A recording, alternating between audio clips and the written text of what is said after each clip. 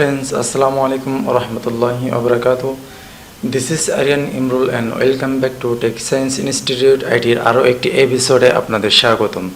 So viewers, আজকের এই ভিডিওতে আমি যে বিষয় নিয়ে কথা বলার চেষ্টা করছি সেটা হলো যে আপনারা পাসপোর্ট সাইজের ছবি কীভাবে ব্যাকগ্রাউন্ড রিমুভ করবেন এবং ব্যাকগ্রাউন্ডে বিভিন্ন কালার সিলেক্ট করবেন সেই বিষয় নিয়ে কিন্তু আজকের এই এপিসোডটি আমি তৈরি করছি। সো সম্পূর্ণ ভিডিওটি না টেনে সম্পূর্ণ দেখার চেষ্টা করবেন, তার কারণ টেনে দেখলে আপনারা কোনো কিছু বুঝতে পারবেন না। ভিউয়ার্স, যারা এখনও আমার চ্যানেলটি সাবস্ক্রাইব করেনি প্লিজ আমার চ্যানেলটি সাবস্ক্রাইব করবেন এবং পাশে থাকা বেল আইকনটি অল প্রেস করে রাখবেন যাতে পরবর্তী ভিডিও নোটিফিকেশন আপনারা সবার আগে পেয়ে যান। সো শুরু করা যাক, লেটস গেট স্টার্টেড।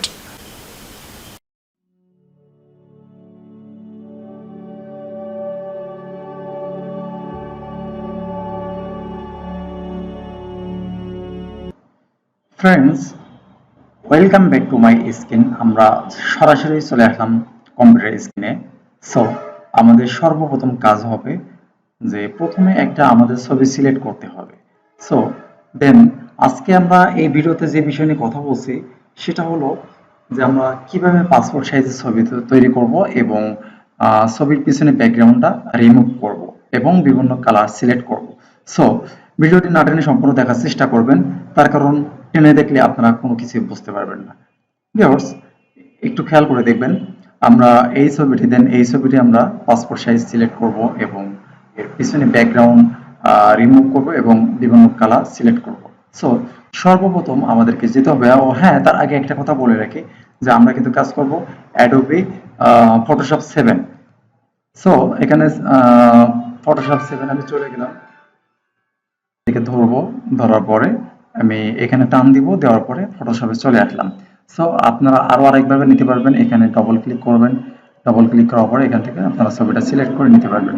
সো আমি এখানে ছবিটা নিলাম, দেন নেওয়ার পরে এখানে দেখেন প্রথম আগে আপনাকে সিলেক্ট করতে হবে যে বাম সাইডে যে হোয়াইট যে ঘরটা আছে এইখানে আপনার পাসপোর্ট সাইজের ছবি করতে গেলে 1.5 দিতে হবে। দেন দেওয়ার পরে আছে এখানে রেজুলেশনে সবসময় 300 দেবেন, ঠিক আছে। দেন দেওয়ার পরে এখানে আছে বিভিন্ন অপশন আছে যে কোন কোন টুলবারে কি কি কাজ করতে হয় সেটা আমি পর্যায়ক্রমে শেখাবো আপনাদের। দেন সর্বপ্রথম আমাকে এখানে যাওয়ার পরে এখানে ক্রপ যে অপশনটা আছে এই ক্রপ বাটনে ক্লিক করতে হবে। ক্রপ বাটনে ক্লিক করার পরে এখানে কিন্তু 1.5টা দিতে হবে। দেন দেওয়ার পরে এখানে আমরা ছোট্ট করে ধরার পরে ছবি যতটুকু ততটুকু পরিমাণ নিব। দেন নেওয়ার পরে একটু টান দিব, দেওয়ার পরে এন্টার বাটনটা প্রেস করব। প্রেস করার পরে দেখেন এখানে আমার ছবিটা কিন্তু পাসপোর্ট সাইজ হয়ে গেছে। সো এখন আমার কাজ কি হবে যে পিছনে ব্যাকগ্রাউন্ডটা রিমুভ করতে হবে। পিছনে ব্যাকগ্রাউন্ড রিমুভ করার জন্য সর্বপ্রথম আমাদেরকে যে টুলটা নিতে হবে সেই টুলটা হচ্ছে এই যে টুলটা, এই টুলটা ক্লিক করতে হবে। দেন ক্লিক করার পরে তারপরে ছবির সাইড দিয়ে ধরতে হবে, তারপর আস্তে আস্তে করে টান দিতে হবে। দেখেন একটু ছবিটা আমরা একটু জুম করে নিব। দেন জুম করে নেওয়ার পরে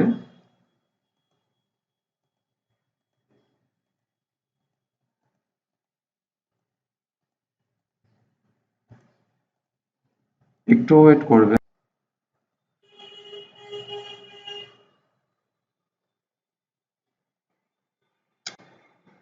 আমাদের যতটুকু প্রয়োজন ঠিক ততটুকু বরাবর আমরা যে বডিটা আছে, বডির যে অংশটা আছে সেই অংশ বরাবর আমরা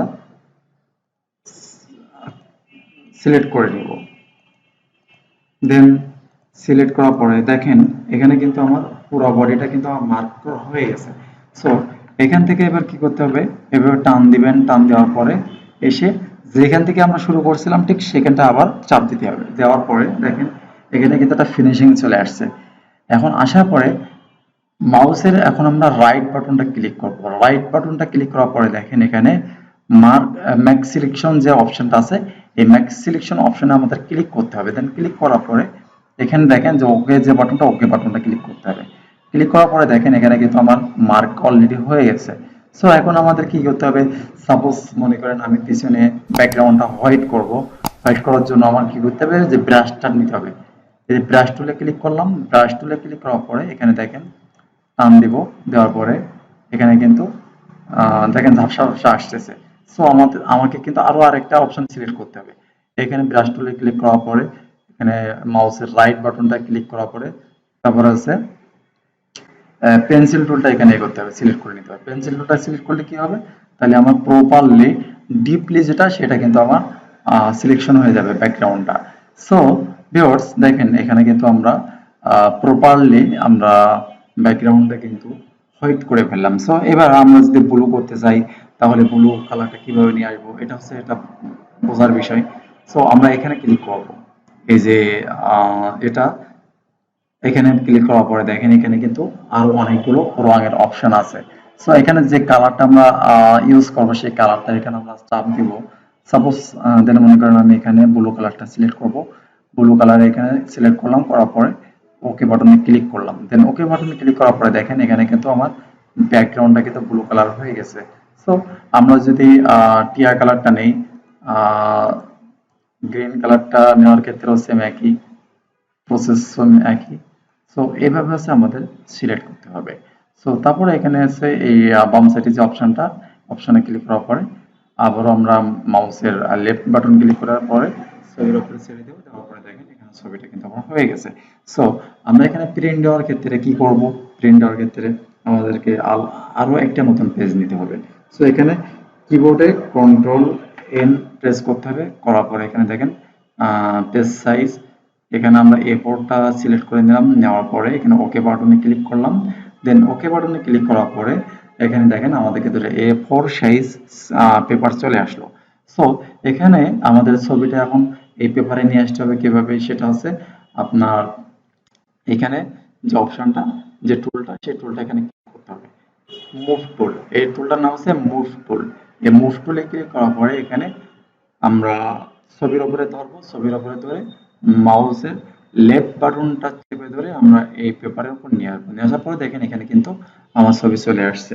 সো এখান থেকে আমরা দেখা গেল অনেকগুলো ছবি করব কিভাবে, আমরা কিবোর্ডের এই ছবির উপরে মাউসের লেফট বাটনটা চাপ দিয়ে কিবোর্ডের কন্ট্রোল অল্টার চাপ ধরে রাখতে হবে, রাখার পরে মাউসটা ক্লিক করলে আমরা আরো একটি ছবি নিতে পারবো।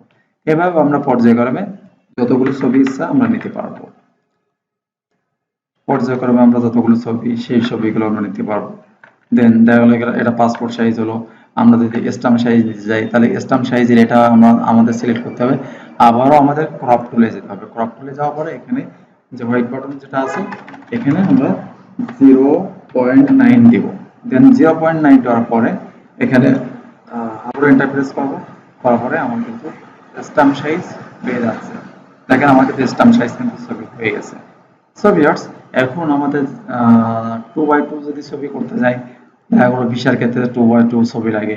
সো সেক্ষেত্রে 2x2 কিভাবে সিলেক্ট করতে হবে, এখানে আমরা আবারও করবো, ক্রপ বাটনে ক্লিক করার পর হোয়াইট বাটনে যাবো, যাওয়ার পরে এখানে 2 লিখে আমরা হচ্ছে এন্টার প্রেস করবো। এখানে হাইডেও 2 লিখে এন্টার প্রেস করবো, করার পরে এখানে দেখেন মাউসের লেফট বাটনটা ক্লিক করে আমরা এখানে সিলেক্ট করবো, ধরবো, ধরার পরে দেখেন এখানে কিন্তু আমার অটোমেটিকলি কিন্তু দুই সাইডে 2x2 কিন্তু আমার ছবি হয়ে গেছে। ঠিক আছে, আমার 2x2 ছবি হয়ে গেছে। এইখান থেকেও সেম আমরা আবার পেপারে নিতে গেলে মুভ টুলে ক্লিক করতে হবে, ক্লিক করার পরে এখানে মাউসের লেফট বাটনটা ক্লিক করতে হবে, করার পরে এখান থেকে কিন্তু আমরা ছবিটা নিতে পারবো। সো ভিউয়ার্স ভিডিওটি আজকে এই পর্যন্ত, অনেক লং হয়ে যাচ্ছে। সো পরবর্তীতে অ্যাডোবি ফটোশপ 7 এর যতগুলো কাজ আছে, যেমন ছবি কিভাবে পিএনজি করতে হবে বা ব্যাকগ্রাউন্ড কিভাবে পিএনজি মোড করতে হবে, সেই বিষয় নিয়ে কিন্তু আমি নেক্সট ভিডিওটা তৈরি করব। সো ভিডিওটি ভালো ভালো লাগলে অবশ্যই চ্যানেলটি সাবস্ক্রাইব করবেন এবং পাশে থাকা বেল আইকনটি অল প্রেস করে রাখবেন যাতে পরবর্তী ভিডিও নোটিফিকেশন আপনারা সবার আগে পেয়ে যান। সো ভিউয়ার্স এ পর্যন্ত সবাই সুস্থ থাকেন, ভালো থাকেন, আল্লাহ হাফেজ।